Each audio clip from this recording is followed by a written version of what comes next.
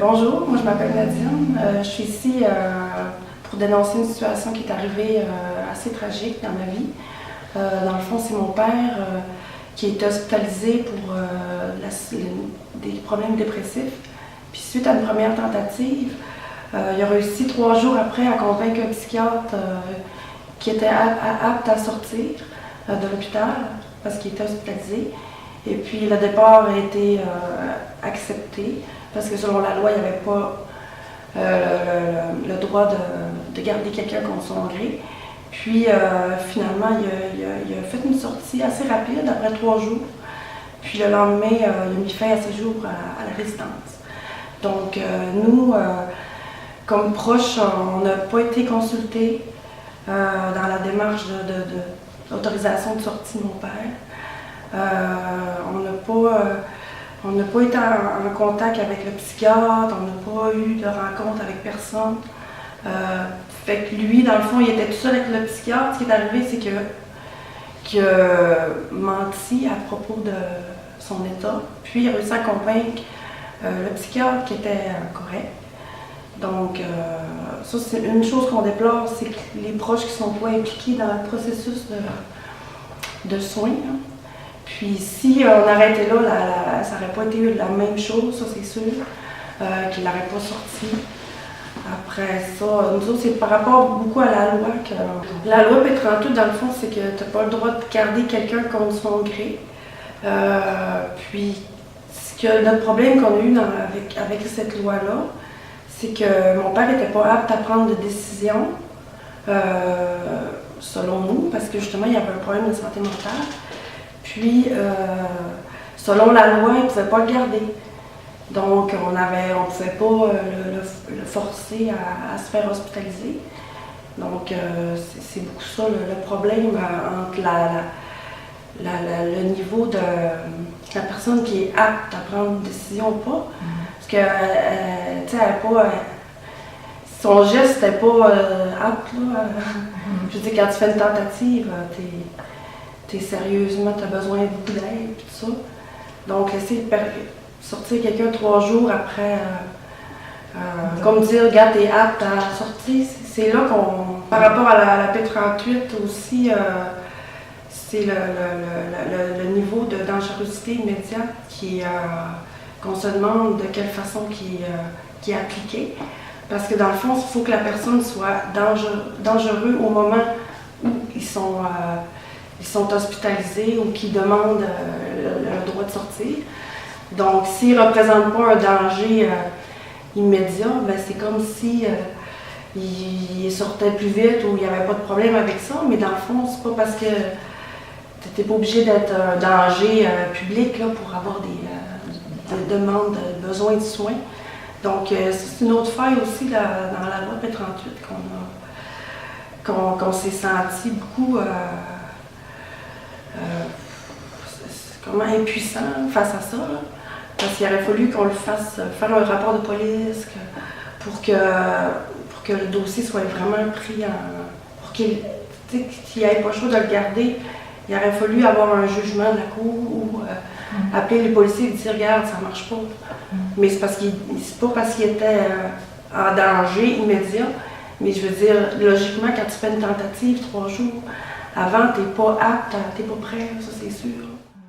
Fait que c'est ça aussi qu'on se demande, on se dit, coudonc, ils veulent pas les garder finalement. Hein.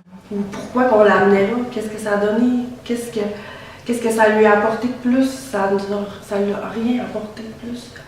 C'est ça qui est décevant quand tu as un système et tu t'attends en tant que citoyen à avoir des soins puis qu'on soit. Tu sais que, je veux dire, c'est la Charte des droits et libertés, on a le droit à des soins.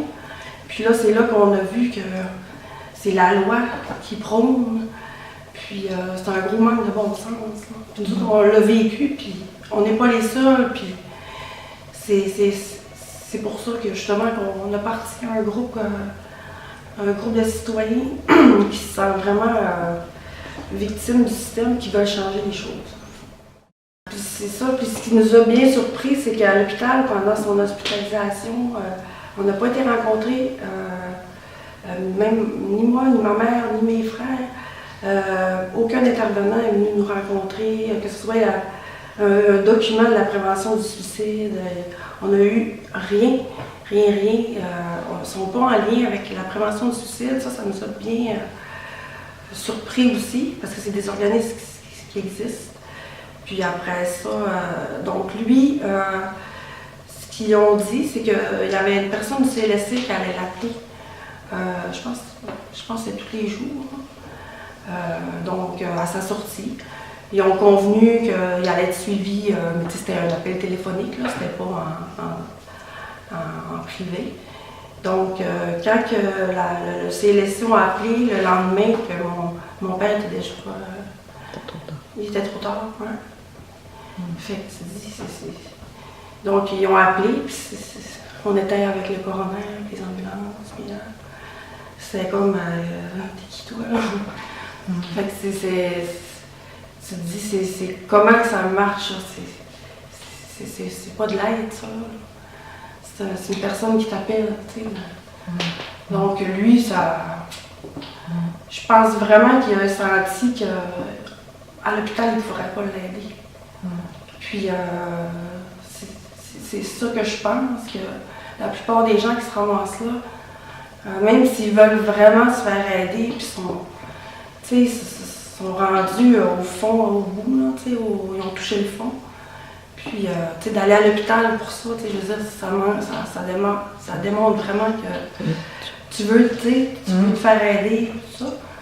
Puis, je pense que les gens, ils disent non, c'est pas ici que je vais me faire aider. Puis, fait que lui, dans le fond, le deuxième psychiatre qu'il a rencontré 3 jours après, il arrivait comme le patient n'était plus en état de crise aussi, parce que l'autre qu'il a rencontré, il était en état de crise. Donc 3 jours après, il voit un autre. Donc c'est sûr que le rapport, il n'est pas le même aussi. Non? Fait que lui, je pense qu'il a pu jouer sa carte. Là. Il a dû dire, bon, ben lui, il ne me connaît pas, il ne m'a pas vu arriver. Puis là, il s'est dit, regarde, parce qu'il a vraiment dit qu'il regrettait, puis puis son geste, puis qu'il allait même revenir les voir si ça allait. Ça les convainc de ça. Ouais. Pour dénoncer la situation que mon père a vécue à l'automne 2015, c'était important pour moi de raconter l'histoire qui est arrivée, pour dénoncer les mauvais traitements qu'il a reçus en santé mentale. Tu sais, c'est ce qu'on dit à quelqu'un de même. C'est comme si tu fais un arrêt cardiaque, tu vas à l'hôpital, ils sont là, ils sont en train de réanimer le gars, tu es à côté, c'est ta famille. Tu sais, ils font tout pour le sauver. Tu sais qu'ils font leur possible, tout ça, mais on dirait que là, c'est comme, tu leur fais confiance, mais on dirait qu'ils n'ont rien fait. Puis après ça, tu te dis, on ne sait pas si ça aurait fait. Parce qu'on peut vraiment le savoir, ils n'ont rien fait. Ça prendrait des centres de crise pour, quand on arrive avec nos proches, à l'urgence, ça n'a pas de bon sens, c'est à l'urgence avec des gens qui ont des problèmes physiques. Donc ça prendrait vraiment une place à part, vraiment en santé mentale, parce que en partant, ça fait pas. Tu mélanges des pommes et des poires. Puis je pense vraiment que ça aide pas aussi. Parce que la maladie mentale, la maladie physique, c'est vraiment... Qui ne voit pas, ben on dirait que... On aurait comme l'impression que quand tu te casses un bras, tu as quelque chose, ben, tu sais, même tu te fais opérer, ils ne te laisseront jamais partir. Ils vont te laisser plein de documentation, si tu as une infection, rappel, tu as plein de... Puis pourquoi, quand c'est ta vie, puis c'est un des gros problèmes, comme ça, tu te dis, comment ça qu'ils prennent pas ça autant au sérieux, là? Ils laissent sortir quelqu'un de même, la personne, elle n'a aucun repère. Il veut partir, bye-bye. C'est comme si, ah ouais, il veut partir, ils sont super contents. Puis quand t'es rendu là dans ton estime, puis que t'as des... Puis t'es au travers de des gens autant à problèmes de déficience profonde, tu dois tellement te comparer et te dire, hey, je suis rendu là. Tu veux sortir. Moi, je savais quand j'étais allée là la première fois, je l'ai dit, j'ai dit c'est fini. Je l'ai senti. Quand je regardais, là, j'ai dit, mon Dieu. Il est rendu loin, là, tu sais. Mais même lui, il devait se dire, oh, plus ça va avec tout ce qu'on a vu aussi aux médias, puis ça, dans les dernières années, je pense qu'il y a de moins en moins de gens qui vont aller, en tout cas, je crois, là, qui vont être portés à aller consulter à l'hôpital, parce que on dirait qu'on le sait tout, que c'est quasiment pas nous là. Je veux dire, tout le monde le voit bien, là, que ça n'a pas l'air à régler, à améliorer leur sort. Les infirmières, puis tout ça, sont en congé maladie, ils battent des records. Donc, tu te dis, tu sais, le personnel soignant, ils doivent être soignés, ils sont malades eux autres mêmes, tu sais.